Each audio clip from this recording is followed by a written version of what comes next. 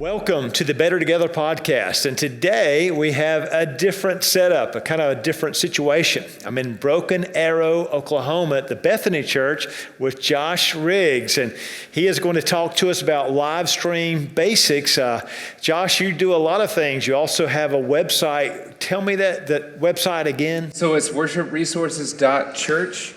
And we help you discover and learn how to use quality resources to make your church better. So we want to encourage you to check that out. Also, they have a website, NAFWB Worship as well. Well, it's actually FWB Worship. Oh, yes. FWB Worship. So I'm a part of the Music Commission, and our Music Commission initiative is with FWB Worship, which is more geared towards the everyday worship leader, lay leaders, volunteer worship leaders. Yes. To help them improve, to help them become better worship leaders. When they don't have 40 hours a week to spend on it, they only have 2 or 3 hours. So we're creating resources for them to help them become better worship leaders. So we encourage you to take advantage of that resource. You'll find resources like this here for the music side of it. But this is going to be something that probably a lot of pastors and a lot of church leaders have said, oh, I wish I could get some help on live streaming. Right. Churches are trying to do that right now, and it's really something we always need to do, don't we? Yeah. I think it's kind of this is the second wave of live streaming. The first wave was March. Yes. When everything shut down and we realized, okay, we need to get online. So all of us, including us at Bethany, we were just scrambling to figure out how we could do it the best we could. And now that we're kind of in the middle of this, churches are realizing, okay, this is a long-term thing. So that's what we're going to talk about today is how can we improve our live stream. We'll talk about the basics of live streaming, but in the process, hopefully, we'll talk about something that you can improve in your local context. So you're a pastor or a church leader, and you're like, where do I start? What do I do? Here you go. Right, Show them, Josh, where to start and what to do. So before we start, though, I wanted to say thank you, Dr. Moody, for the resources that you guys have been providing to the executive office. Ryan and Eric and your whole team have done some incredible work and blessed not only our church family, but my family personally.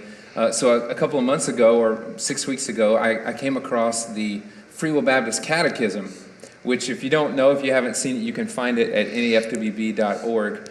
But it's basically 40 questions about our faith, about what the Bible teaches, what we believe, 40 questions and answers. And so what I did was I just downloaded the PDF on my phone, and then how we use it is at dinner time. After dinner we're basically done with dinner. Get somebody to give me my phone. We don't have phones at the table, so they go get my phone, and then we look up the catechism, and we go over the next question. So I think we're on question 13 or 14 right now.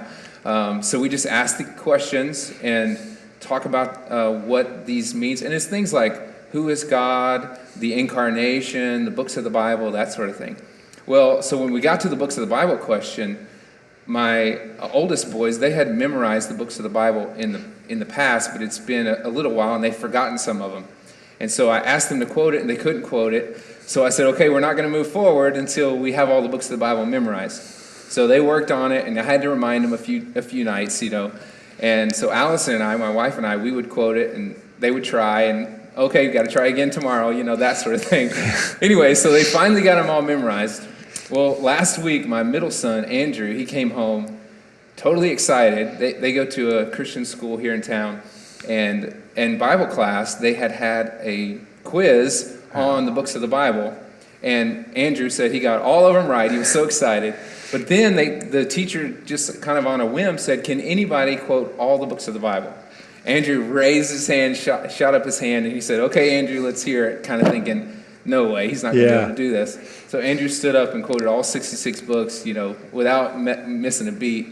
And the teacher gave him a standing ovation. Way to go. And anyway, but he was so excited just to tell us, and I brought it back to, us taking time with the catechism, and I sort of just stumbled across it on FWB.org, but we're using it with our family to teach them biblical truth and have conversations about God and the Bible. And so thank you. Thank you for that.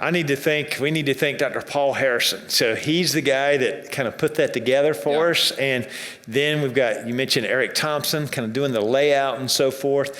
And so many people, we had someone translated into French, someone else Portuguese, and another person in Spanish. And so it shows it's kind of the better together thing. You know, when everybody's kind of doing their part, it helps us. And in a way, kind of what you're talking about, that's the resources. We're all trying to come together. You have your gifts, which are different than mine or different from Dr. Harrison's or someone else. And if we all use this and take advantage, it makes us better and helps us be more effective in the body of Christ.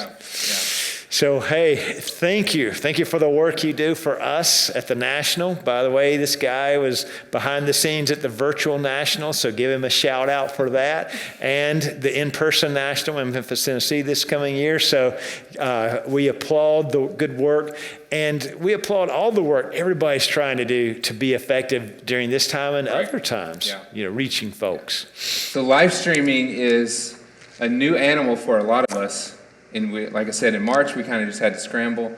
Now that we've kind of had a few months of it, let's dive into some basics. And like I said, I hope this content will be helpful for you. So there are basically 4 big building blocks to a live stream.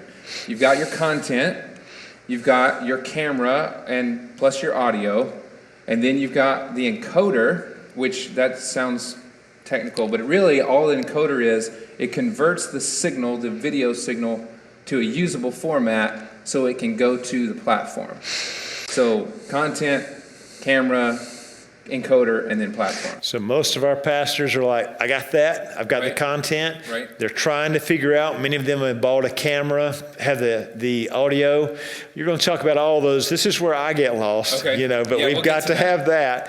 And you're even going to get down to the platform. So this is a good webinar to watch. Yeah, this is going to be like a crash course. But the good thing about webinars is you can just rewind it if we say something. And also, I'll be available when this is live, while this is playing. I'll be available in the chat to help answer questions. And like he said, you can just contact me, joshua@worshipresources.church. I'll be happy to help any church that I can with this whole live stream thing. So before you stream, just a quick heads up, a quick warning. Before you stream, you want to make sure that you have the proper licensing. And that is what's going to work for 99% of us is the CCLI streaming license. Now, I put $99 a year. It's based on your church size, but actually $99 a year is if you have 500 members or less. So if you have 50 people, it's only $69. So depending on how many people you have, but if you have 500 people or less coming to your weekly attendance, it's only $99 a year. And what this does is it gives you a blanket coverage of so that you can legally stream the music of your services. Now, if you're not streaming music, you might not need this. But if you're streaming any of the music portion of your services, make sure you get a CCLI streaming license. Secondly, I've seen all over about churches getting their streams shut down. And most of the time, that happens because we're streaming pre-recorded music. So this is like choir tracks or special music tracks, or even if you're playing music from Spotify, like a pre-service playlist or a post-service playlist. If you're using a copyrighted music in your stream, YouTube and Facebook, they have very sophisticated computers that are listening for that. And then when they hear a song come on that is copyrighted, they'll take the stream down. And so if you don't want your stream to get taken down, make sure that you don't stream pre-recorded music. So that basically means just do all of your music live. And we hear it all the time, don't we? So why is Facebook out to get me? Well, not for this reason. Yeah, exactly. They're not censoring the church. They just say, and it's actually not even a physical person, it's a computer that is just listening, and when they have it flags the computer, and then that will, sometimes it'll just mute the stream, and sometimes it'll just take the stream down entirely. So copyright claim, if you get a copyright claim, this is specific with YouTube, copyright claim is okay. That just means they recognize that you're playing a song that is copyrighted, but you're actually playing it live. You're not just playing the CD. Copyright claim is okay. Where you want to watch out for, though, is a copyright strike. So a copyright strike is when you get 3 strikes and then they shut your channel down. So then you have to create a whole new Facebook page or a whole new YouTube channel. So don't do that. Right, yes. And here's the deal. You can say, well, we have a CCLI streaming license. Sometimes, just because of the way the algorithm works, they'll knock your stream down anyway. There's a way for you to appeal it. But the best thing to do is just don't stream pre-recorded music. That's the big thing. It's going to lead to trouble. So let's talk about content for a minute. So content is what you guys are responsible for. If you're a pastor, worship leader, you're responsible for the music, the sermon, announcements, offering, video elements. And I just want to touch on this to say the tip is that content is still king. Meaning, yes, Jesus is king. Okay. Jesus is king, but when it comes to live streaming, your content has to be great. It doesn't matter what the quality is or how good it sounds.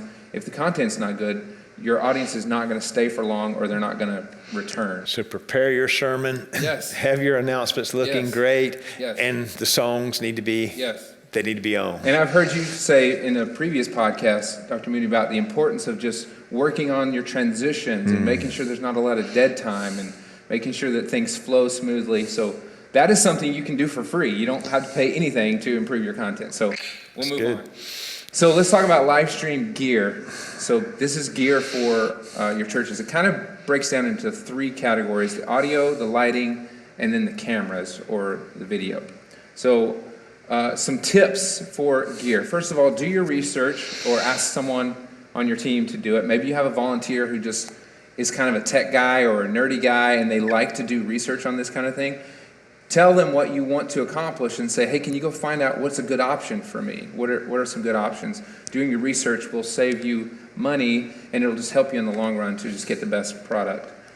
Don't buy the most expensive, and don't buy the cheapest either. A lot of times as churches, I get it. We don't have a huge budget. We say, what's the cheapest option for me? Oftentimes, if you buy the cheapest, it's going to be poor quality, or it's not going to last for very long, or it's just not going to work very reliably. So try to find that middle ground. What I typically do is I see what the cheapest is, and I'm going to go the next level up. I'm not nearly getting the most expensive, but I want a good quality product that's going to last us a while. Consider used or refurbished. Don't be afraid of used or refurbished. You can get things from eBay or Amazon, refurbished, or even directly from providers. I buy used gear all the time, and it saves the church. You can save 20, 30, sometimes 40% just by buying. And a lot of times used gear is just an open box item that was returned to the store. So consider used and refurbished. Remember the accessories. So this is things like cables and chargers and tripods and connectors. If you say, well, we have $2,000, you can't spend all $2,000 just on a camera because there are other factors involved. So you got to remember the accessories. And then use what you have to its fullest potential. You probably already have a camera. You probably already have some sort of gear. Figure out how to use it to your fullest potential, and that way you can get the most out of what you currently have.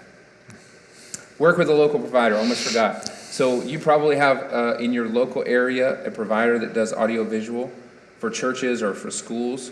I have a great relationship with a local provider here. He's just about 2 miles down the road. And often I can get a better price from my local provider because they know I'm going to keep coming back to them. They give me a better price than I can even get online. So they'll help you out, whereas somebody somewhere far away will not. So. Yeah, and work with somebody you trust, because I call them all the time for advice. Hey, I'm wanting to do this. They don't charge me for it. They just know we have an ongoing relationship. So local providers is helpful. So Dr. Moody, let me ask you a question. And we sort of cheated because I asked him before we started. But what is the most important part of video? I think it's the audio. It's counterintuitive, but I think that's what it is. Yes. I don't know why, but it's audio. And you think, well, you got to be able to see it. You do have to be able to see it. But if you're watching something and you're expecting to hear the audio and it's not coming through, or it's jumbled or distorted, you're probably not going to watch that long. You might stay on for 10 or 15 seconds. You might refresh the page and think it's your computer, but eventually you're just going to go away. So you got to focus on audio a little bit. So let's talk about audio basics. First of all, you got to start with a great source. What I mean by that is the microphone or the instrument, if there's a hum or some kind of feedback, it's never going to get better than that. So you got to fix it at the source first. So figure out what's going on with the source. Start with a great source of audio. Don't use the built-in camera mic. So all cameras have a built-in microphone, and these are not designed for live streaming. They're designed for a quick, selfie video or Instagram story or something like that, but not for live streaming. And so we're going to talk about what we can do instead of that, but just don't use the built-in camera mic. So what you do want to do is get the audio from your console. Now this is a little bit technical, and we'll try to break it down, but you have your main audio, which is the main audio that you hear out of the speakers, and then all audio consoles have a secondary audio output. It's usually called an aux send. And out of the aux send, you can come out of the aux and send that to your live stream so that you can mix the live stream separately from mixing in the house. And this is important because the live stream needs a different mix than what is in the house or the room. In the room, you have natural reverb, you have other noises going on, but when you try to replicate that for a live stream, you can't mix them the same way. You got to mix them separately, a little bit differently. And if it's a digital console or an analog console, it's going to have an aux send that will allow you to accomplish that. So for us, pastors and such, we're just looking for something that we're putting a plug into, basically. Sure. Yeah, so it's gonna say aux 1 or aux 2. Most of them have 4 aux, and you can think of it like a monitor feed. It's a separate monitor. The monitors are different. The monitors on stage are different than what the congregation is hearing. But that's going to give us a higher quality sound, and we don't necessarily like this, but some people are cleaning or walking around their house or maybe even moving in other ways. It really is the sound. Right. The sound is going to help you tremendously. I think you should budget about 1/10 of your budget on audio. So again, we'll go back to the $2,000. If you have $2,000 to spend, you need to spend about $200 to make sure the audio is a great audio source for the live stream. You have to combine the audio and video properly. So you have a camera and then you've got the audio. We'll talk about some options in just a second, but make sure you combine those together. Otherwise, you're going to have the video talking and then the audio talking, and it's just not good. And then monitor the audio regularly. So this is not the kind of thing that you can just set it one time and it worked great, and then you sit back and say, okay, we're good. Like every week, you need to double check that audio, the live stream, and make sure nothing's changed. Make sure that it still sounds good, or else you're going to run into a problem later on down the road. So monitor it regularly. All right. Okay, so we're going to talk about some options. So in this top left is what's called the iRig. And I helped a church recently, I was telling you, Dr. Moody, about in Arkansas. They just have an iPhone. They're using their iPhone to stream, which is a totally fine option, but they wanted better audio. So I told them about this. It's $40. They can plug it right into their phone, so they get the audio from their soundboard, from the aux in, like we were talking about. Yes. And then they plug this into their phone, and then they get clean audio, and then the iPhone gives them pretty solid video, and that's how they're live streaming. So that's a good option. iPhone and $40. Right. $40 will clean up your audio tremendously.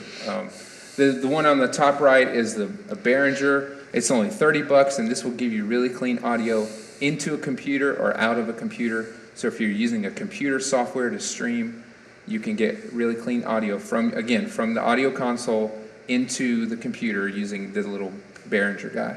And the two at the bottom, they're a little more expensive, but these are things that are combining the audio and video into one HDMI output source. So it takes the audio from one source, the video, and combines it. The CCOM is $140. We use this over in our student center to combine the audio and video. Any questions about that or any? I don't think so.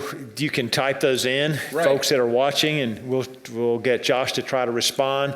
But basically, it sounds like you look at where you're at, you look at what your situation is. The individual we talked about in Arkansas, that's all he needed, and it changed, it helped him so much. So you look at where you're at, and it may be one develops as they go along, but this is good. This will help us a lot, I think. And we'll put links to all of these products, these specific products, in the show notes or in the description. The thing is, I thought about saying, well, just do this, this, and this, but every situation is a little bit different. It all, of course, depends on your budget. Right.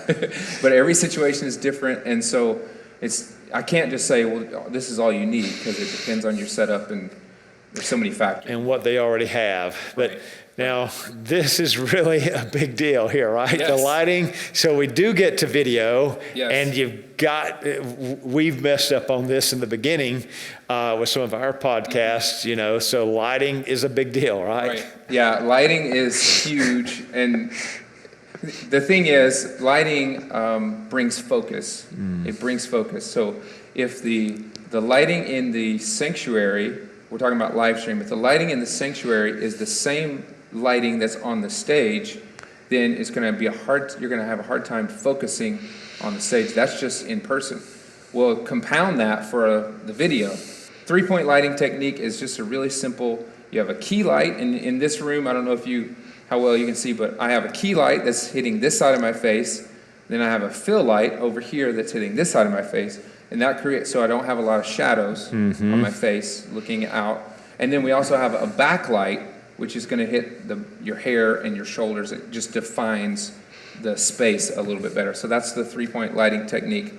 Color temperature is also a big deal. So color temperature, I don't know if you know this, Dr. Moody, but there are different color temperatures, different lights put out a different white light. I did not know that. So where you can notice it is often on airplanes. You know how they have the running lights across the top? A lot of times those lights will be different colors, slightly different colors. It's because the color temperature of that bulb is different down the line. Wow. So where that's a problem, or could be a problem, is with cameras, the camera is looking for what it considers to be white, the white light. And if you have a 2700K light, which is more yellow, and you have a 5000K white, which is like really bright daylight, the camera doesn't know which one to choose, and so the colors can look all messed up. So the deal is you just want to use the same color temperature across all your whole lighting spectrum. And so some people run into trouble in a similar way, like with windows and this kind of thing too. Right. So it does kind of go back to looking at how it looks and making sure it's as natural as possible. Right, yes. Yeah, so it depends on how much daylight you have coming into the sanctuary, or if you have no daylight, a lot of that is a factor, but the color temperature is key. And then the next step with lighting is to just make sure the camera settings are correct. Now today's cameras do a really good job in their auto settings where you just turn it on and it works pretty good, but all basic cameras have some basic functions that you can tweak a little bit just to get the best looking picture. Basically you want to adjust it till it looks natural. So if it looks natural on the screen, then you know you're good. And just like audio, you want to come back, continue to check that because it can be different. Right, yes. It's different for different skin tones. It's different for what they're wearing. So if somebody's wearing a bright white shirt, that lighting is going to look different than if somebody's wearing a black shirt. So there's a lot of factors. A lot of changes. So the tip, I mentioned this, all white light should be the same color temperature. That will help your overall live stream look great. If you have and by white light, I mean the front light that's hitting the pastor or hitting the worship team, it just needs to be the same color temperature. So here's some lighting options. If you're doing like some announcement videos or some at-home stuff, maybe you're in your dining room recording the sermon, these two options on the left are good options. $140 and $190. Not too expensive, but it'll get you some, again, you can see it's got the key light, the fill light, and then the hair light. So give you some good options. And then there's some LED lighting options over here for your stage and for front lighting that will just help to improve the overall look. So we are stepping it up a notch. Right. We've gone beyond the video. But the lighting is also really important because if it's going to be a video people are going to watch, it's going to have to be pretty decent quality. Yeah. And I think the key is focus on the skin tones. Focus on the skin tones. If you can get the skin tones looking right, then everything else will pretty much fall into place. Good. So now let's talk about cameras. This is everybody's favorite topic, right? Yes. We all think, well, we just need a camera. Well, that's part of it, but as you can see, you also need audio and lighting. But one thing to note is don't expect your one camera, to do it all. And what I mean by that is cameras are designed to do specific things. So you can't expect a camera to do all of your live streaming, as well as all of your announcements, as well as take it to summer camp and record your summer camp footage and highlights for VBS. Cameras are going to do different things. So you can't expect one camera to be, the end all to your video needs, is what I'm trying to say. We talked about this a little bit, but make sure you research before purchasing. You want to know what do you need the camera for, what's the primary objective for it, and make sure that camera will do it. And you focus on resolution, zoom, and lens. Those are the things that you focus on. So resolution is just the quality of the camera.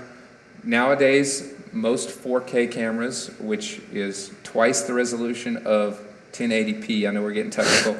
1080p is what was the normal standard for television for the last several years.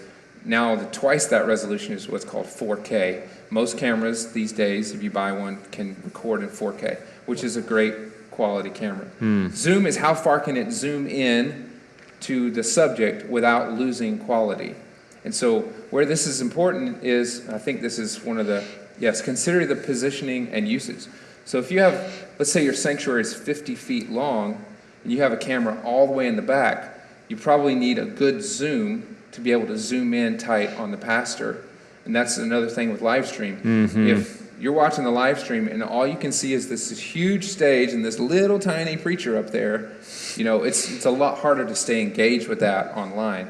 What you want to do is have good zoom so you can get a nice tight shot, like from the waist up, nice tight shot of the pastor preaching, and that's where a zoom and a little bit above the head, right? Right. Yeah.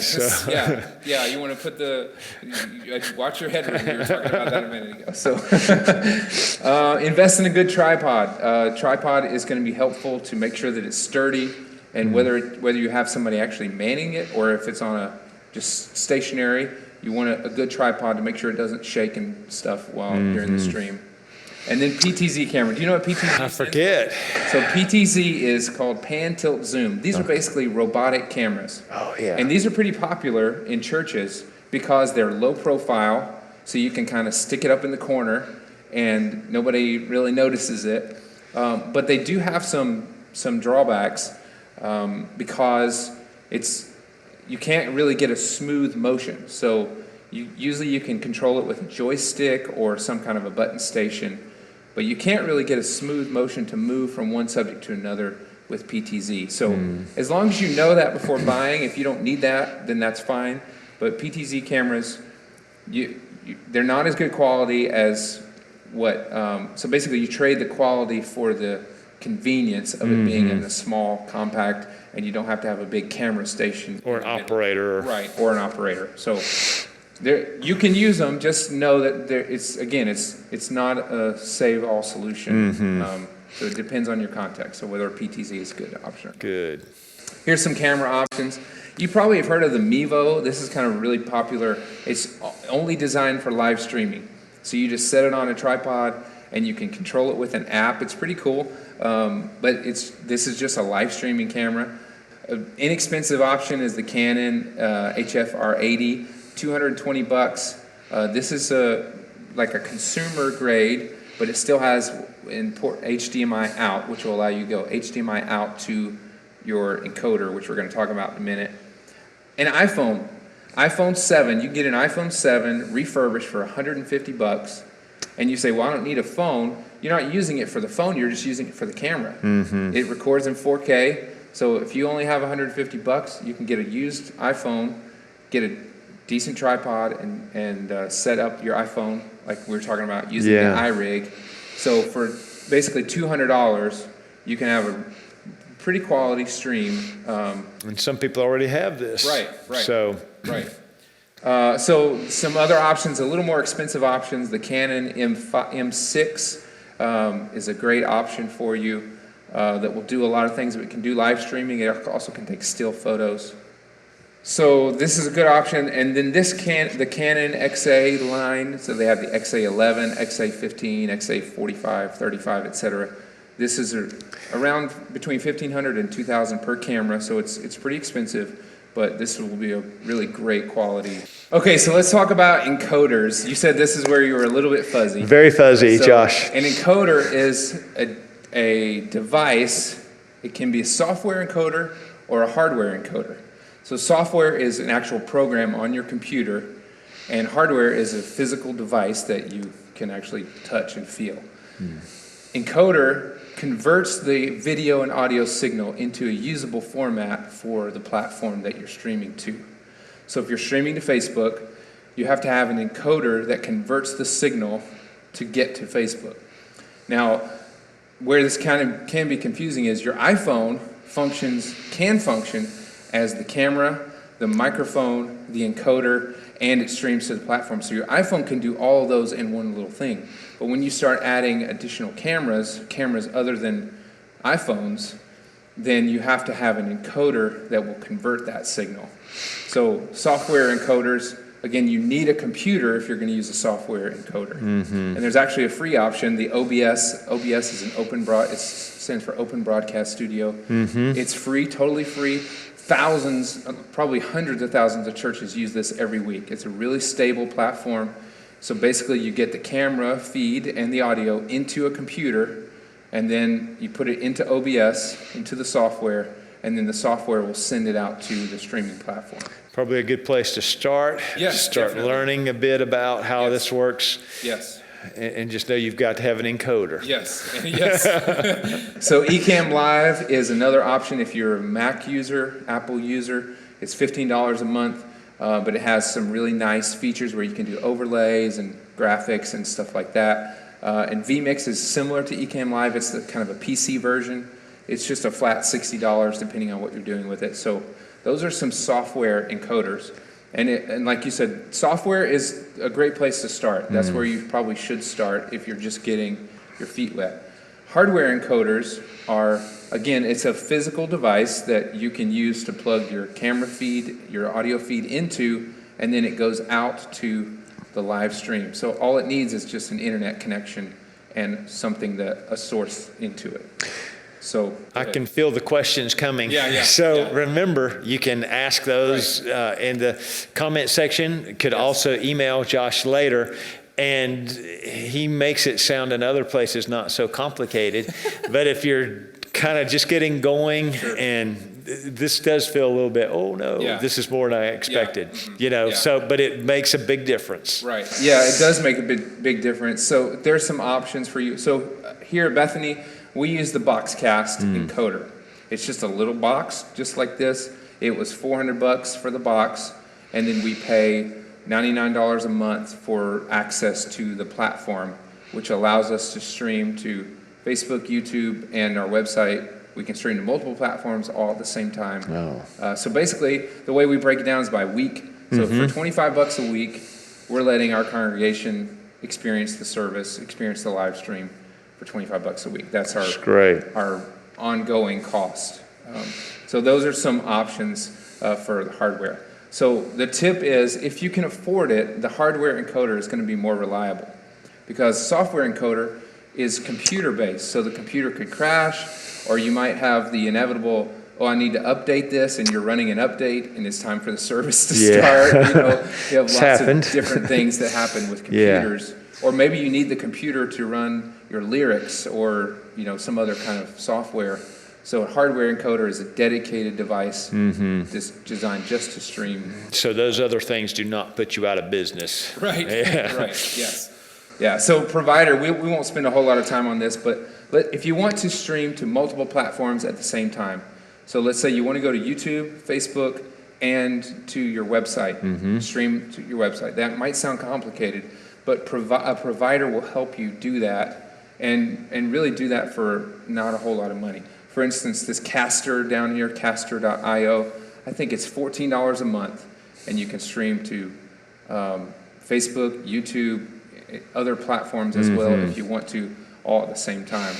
And so there's a lot of providers. I'll be happy to talk to you in more detail about the options. Each provider has its own little niche, and own little way that they do things, but it's a good option to consider a provider so that you're not streaming directly to Facebook. Basically, you stream to the provider, and then they distribute it out to wherever you tell them to. That's great, because people are using a lot of different platforms to watch it. Right. And this helps a lot with that.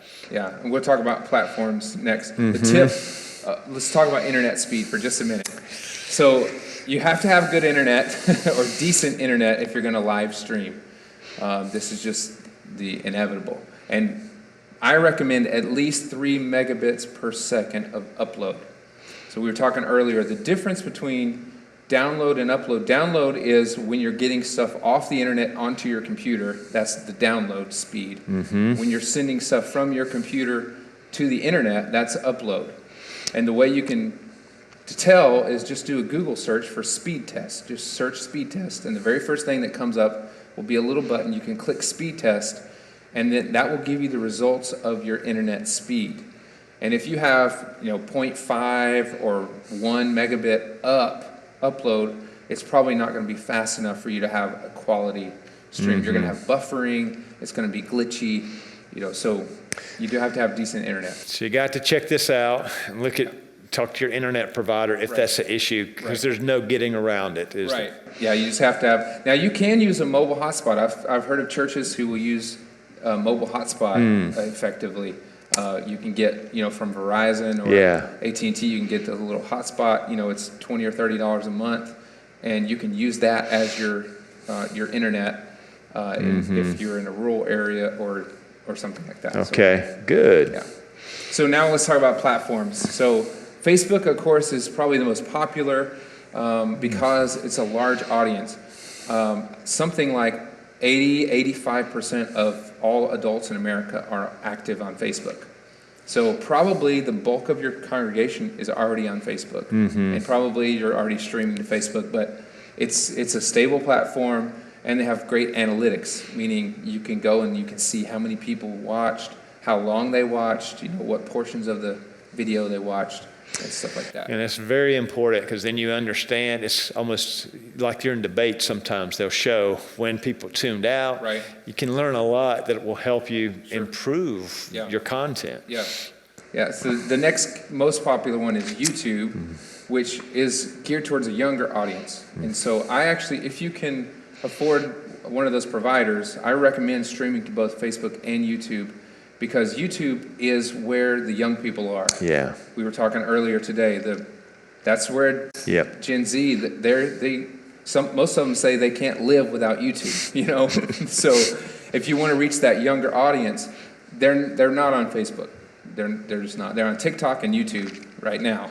So if you want to reach them, you got to provide content for them on YouTube. So it's a younger audience. It's very Google friendly, meaning if somebody searches for your church, the more content you have on YouTube, the more likely you are to show up in the search results, so that people who are looking for a church in your area can find you. And there's no account needed. Some people think, you maybe have heard this, with Facebook, they say, well, I'm not on Facebook, so I can't watch it. Well, technically you can, but it's hard to explain that. So you just say, no worries, just go to YouTube. You can watch the service live on YouTube. So these are the two platforms I recommend. And then the third platform that you may or may not know about is the Church Online platform. This is provided by Life.Church, which is a church based out of Oklahoma City. And they're the creators of the YouVersion Bible app. All right. So they also offer the Church Online platform for free for any church. And you can use this to stream your service. It's built for churches, very great. You can do custom prayer with visitors. You can ask questions. You can have responses where they digitally raise their hand to accept Jesus as their Savior. Wow. Really cool option on the Church Online platform. It's free. The only caveat is you have to have a provider that will send that feed to the Church Online platform. So those are some platform options. That's great. Yeah. That's good. So the tip, and I mentioned this earlier, but the tip is with all gear and all your platforms is just use the gear you have to its fullest potential. Use what you have to the best of your ability. Learn how it works, and then take a step. I realize this may seem overwhelming. Again, you can rewind and watch it again. But if it's overwhelming, just choose one thing that you want to improve, one area. So you say, well, I want us to improve our audio. And then just focus on that for a couple of months. And then you say, okay, now let's see if we can add a second camera to give an additional camera option. And it seems like people respond to that well. You know, like in the beginning of the pandemic, we had people whose heads were cut off and such, but their churches were like, oh my pastor's on camera and this and that. And so it's a steady progression. We don't go from here to here. And you've helped us out a lot. What other questions do you have? You know, what was confusing? What's like, still. Well, you know, the whole blended thing of the audio and the video, it frightens me. You know, the encoder issue. So I suspect some pastors are like, can I just do my iPhone? And what we're learning is we got to step it up a notch. You know, that's all I think of, but I know our listeners have some questions. So I hope they'll type them into the comment section.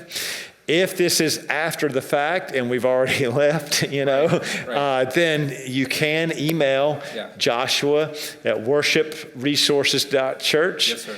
Good place to get in touch. And he has even put his phone number out here. If you want to text me, we're not going to say it because the algorithm might pick it up. That's right. That's right. You'll be like getting all kinds of numbers. And let's talk. I'll be happy to help you any way I can. But this has been very helpful, Joshua, and it's been helpful. I want to thank you for what you've done during the pandemic, helping so many of our churches get online. And I think many of our folks, it's been difficult, but it's also been like, wow, we can do this. Sure. This is another tool the Lord's using. And this is something, if we learn how to do it and learn how to do it well, which I think we're doing, it can continue on. And who knows how God might use these tools in the future. Right. And I just want to encourage the churches again, not to feel overwhelmed and not to compare. Yeah. You can, I get in that. Well, we're not like the church down the road. Just use what the Lord has blessed you with, what the Lord has given you. Use it to the best of your ability. And then based on your budget and your resources, say, okay, how can we improve? Just take a step at a time. And because of COVID, we've taken a lot of steps over the last few months. Everybody was forced to. Yes. It accelerated the growth.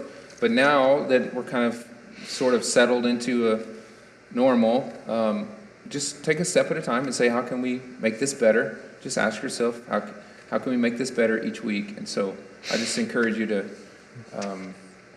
just use what God has given you to the best of your ability. That's great. And it doesn't end here. So we're going to keep at this. We'll continue to do what we can to help our churches to improve and to be more effective as we try to reach others with the gospel. So please continue to reach out to us. Please continue to let us know what you need, what we might be able to do to help out. We'll have the National coming up. There'll be opportunities to sit in on so many of these workshops, and we'll do more webinars. Just let us hear from you and let us know what you need. And so part of that, like the page on Facebook, go to NAFWB and 1935, subscribe. Go to Better Together Podcast, like and subscribe, and share with others. We all know pastors, and this is open to anyone, church leaders that could use this material, and let's get it in their hands. Thank you, Joshua. Yes, sir. Appreciate you. God bless you. Thank you for the folks here at Bethany, our cameraman and sound engineer, for helping us out today. And we appreciate the time because we truly are better when we work together for the cause of Christ. Amen. God bless you guys.